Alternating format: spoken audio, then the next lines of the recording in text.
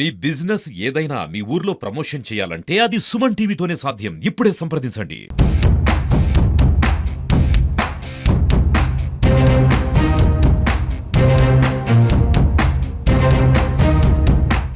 పొద్దుటూరు నియోజకవర్గంలో పాలన పడకేసింది. ముఖ్యంగా పొద్దుటూరు నియోజకవర్గం ఎక్కువగా అర్బన్ ప్రాంతం ఉంటుంది. మెజారిటీ నియోజకవర్గం మొత్తం కూడా మున్సిపాలిటీ పరిధిలోనే ఉంటుంది. అంటే నియోజకవర్గంలో ఏదైనా అభివృద్ధి జరిగింది అని చెప్పాలంటే అది మున్సిపాలిటీతో ముడిపడి ఉంటుంది. కానీ మనం వెనుక వైపు కనిపిస్తున్నటువంటి ఇదే మున్సిపాలిటీలో కార్యకలాపాలన్నీ స్తంభించాయి. ఎందుకంటే స్థానికంగా ఉన్నటువంటి మున్సిపాలిటీ వైసీపీ చేతిలో ఉంటే అధికారం మాత్రం వేరే పార్టీ ఉంది. కాబట్టి ఈ రెండిటి మధ్య క్లాష్ జరుగుతూనే ఉంది. ఇప్పటి వరకు కూటమి ప్రభుత్వం వచ్చినప్పటి నుంచి ఒక్క సర్వసభ్య సమావేశం కూడా సాఫీగా జరగలేదు, పనులను ఆమోదించలేదు.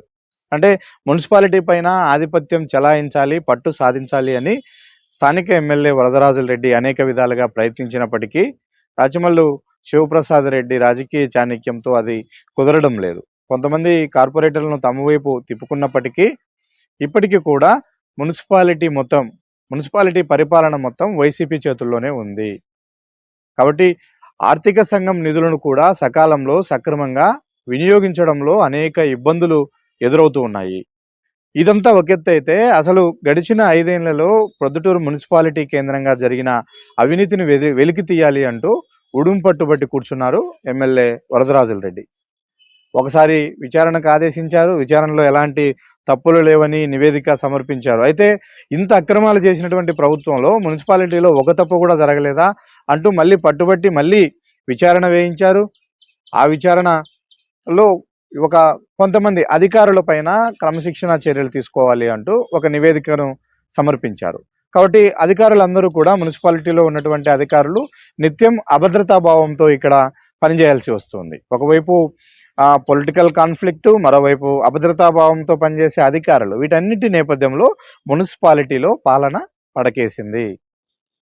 నియోజకవర్గ అభివృద్ధిలో కీలక పాత్ర పోషించే మున్సిపాలిటీలో పాలన సక్రమంగా జరగకపోతే అసలు నియోజకవర్గంలో అభివృద్ధి జరగనట్టు మనం లెక్కేసుకోవాల్సి ఉంటుంది. నిజానికి అదే జరుగుతుంది. ఎందుకంటే ప్రొద్దుటూరు నియోజకవర్గానికి ప్రధానమైనటువంటి సమస్యలు, ప్రధానమైనటువంటి అభివృద్ధి కార్యక్రమాలు ఏంటో 1కి 2 సార్లు ఆలోచించి అప్పటి ఎమ్మెల్యేగా ఉన్నటువంటి ఇప్పటి ప్రస్తుత మాజీ ఎమ్మెల్యే రాచమల్లి శివప్రసాద్ రెడ్డి ఒక 6 ప్రణాళికలను జగన్మోహన్ రెడ్డి దగ్గర ఉంచారు. దానికి కావాల్సినటువంటి నిధులను కూడా ఇన్ టైంలో మంజూరు చేసుకునే ప్రయత్నాలు ఆయన చేస్తూ వచ్చారు. వాటిలో కొన్ని పనులు పూర్తయ్యాయి, కొన్ని పనులు మధ్యలో ఉన్నాయి. అయితే 2024లో ప్రభుత్వం మారిపోవడంతో పూర్తిగా వ్యవస్థ మొత్తం కూడా మారిపోయింది. గడిచిన పాత ఎమ్మెల్యే 6 ప్రధానమైనటువంటి పనులు ఏవైతే అనుకున్నాడో అవన్నీ కూడా ఇప్పుడు అర్ధాంతరంగా ఆగిపోయాయి. వాటిల్లో ఒకటి కూరగాయల మార్కెట్. ఇది చాలా ప్రొద్దుటూరు నియోజకవర్గ అభివృద్ధికి, ప్రొద్దుటూరు మున్సిపాలిటీకి చాలా కీలకమైనటువంటి డెవలప్మెంట్ యాక్టివిటీ కూరగాయల మార్కెట్. ఆ కూరగాయల మార్కెట్ పనులు అర్ధాంతరంగా ఆగిపోయాయి. దాదాపు 53 కోట్ల వ్యయంతో నిర్మించాల్సినటువంటి ఆ ప్రాజెక్టుకు ఇప్పటి వరకు 20 కోట్లు ఖర్చు పెట్టారు. ఇప్పుడు దానికి నిధులు ఇవ్వడానికి ప్రభుత్వము అంగీకరించట్లేదు. నిజానికి ప్రభుత్వం నిధులతో దాన్ని చేపట్టాలి అని చెప్పి గత ప్రభుత్వం ఆలోచన చేసింది. అయితే ఈ ప్రభుత్వం మాత్రం చేతులెత్తేసింది. మీకు మున్సిపాలిటీలో ఫండ్స్ ఉంటే వినియోగించుకొని కట్టుకోండి, లేదంటే గుడ్ విల్ కింద ఫండ్స్ కేటాయించుకోండి తప్ప ప్రభుత్వం ప్రత్యేకంగా మార్కెట్ యార్డ్ నిర్మాణానికి నిధులు ఇవ్వదు అని చెప్పేయడంతో ఏం చేయాలనో అర్థం కాని వరదరాజుల రెడ్డి మార్కెట్ యార్డు, కూరగాయల మార్కెట్ నిర్మాణం పైన నీళ్ళు నీడలు అదుముకున్నాయి. అవి ఎక్కడ వేసిన గొంగల్లాగే ఆ పనులన్నీ కూడా ఆగిపోయాయి. మరో ప్రధానమైనది కుందు నది పైన బ్రిడ్జి, ఎర్రగుంట్లకి వెళ్ళేటువంటి దారి, ఆర్టీపీపీకి ప్రొద్దుటూరికి అనుసంధానంగా ఉన్నటువంటి ప్రధానమైనటువంటి బ్రిడ్జి. ఇది చాలా ప్రధాన రహదారి. ఈ బ్రిడ్జికి అందుబాటులోకి వస్తే మాత్రం చాలా వరకు ట్రాఫిక్ సమస్య క్లియర్ కావడంతో పాటు కొంత దూరం కూడా తగ్గుతుంది. నిత్యం రద్దీగా ఉండేటువంటి ప్రాంతం. అందుకే ఆ ఇంపార్టెన్స్ను గుర్తించి గత ఎమ్మెల్యే దీన్ని ప్రపోజ్ చేశారు. అది కొంతవరకు పనులు జరిగాయి. అవి కూడా ప్రభుత్వం మారిపోవడంతో అర్ధాంతరంగా ఆగిపోయాయి. ఇంకొకటి వాటర్, కుందు నుంచి వాటర్ సప్లై చేయాలి, ప్రతి ఇంటికి కూడా సఫిషియెంట్ నీటిని అందించాలి అన్నది ప్రణాళిక. అయితే ఇది గత ప్రభుత్వంలోనే చాలా 90% వరకు పనులు పూర్తయ్యాయి. మిగిలిన పనులు ఈ ప్రభుత్వంలో పూర్తి కావడంతో ప్రస్తుతానికి ప్రొద్దుటూరు మున్సిపాలిటీకి ఎలాంటి నీటి కొరత, నీటి ఇబ్బంది లేదు. ప్రతి ఇంటికి కూడా సకాలంలో నీరు అందుతుంది. ఇక మరొకటి ఇంజనీరింగ్ కాలేజీ బిల్డింగ్.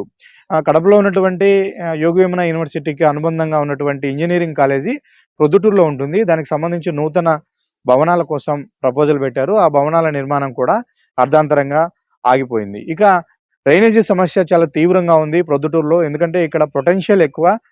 ఎక్కువ జనసాంద్రత కలిగినటువంటి మున్సిపాలిటీ, విస్తీర్ణంలో కూడా పెద్ద మున్సిపాలిటీ కాబట్టి ఇక్కడ డ్రైనేజీ వాటర్ మేనేజ్మెంట్ అనేది చాలా కీలకమైంది.